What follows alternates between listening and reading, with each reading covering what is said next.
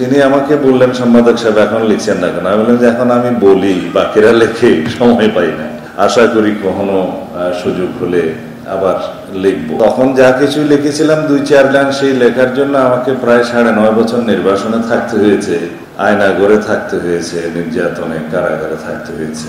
এক সময় আমি আর মাহমুদ ভাই আইসি প্রিজনস কি যেন পিজি হাসপাতালের প্রিজন সেল থেকে ওই করোনারি কেয়ার ইউনিটের একটা সেল ছিল, ওখানে ছিলাম।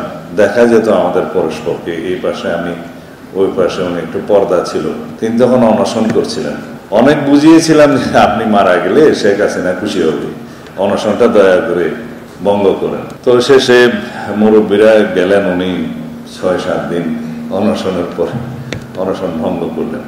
সেসব স্মৃতি, এখানে অনেক মূল্যবান বক্তব্য শুনলাম, আমাদের ছাত্র গণ অভ্যুত্থানের গৌরবময় কাহিনীগুলো শুনলাম, রক্ত ঝরা দিনগুলোর কথা শুনলাম। আমরা এই অতীতের ভিত্তির উপরে দাঁড়িয়ে সামনের দিকে তাকাবো। সব মশার বিরুদ্ধে সুরক্ষা দিতে এলো বসুন্ধরা এক্সট্রিম অ্যারোসল। মশার বিরুদ্ধে এক্সট্রিম সুরক্ষা।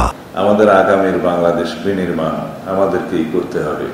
আমাদের সন্তানদের জন্য এটি প্রকৃত শক্তিশালী গণতান্ত্রিক সমাজ, রাষ্ট্র এবং সরকার ব্যবস্থা রেখে যেতে হবে। এটা আমাদের সকলেরই পবিত্র দায়িত্ব, নাগরিক দায়িত্ব, রাজনৈতিক দায়িত্ব, সামাজিক দায়িত্ব।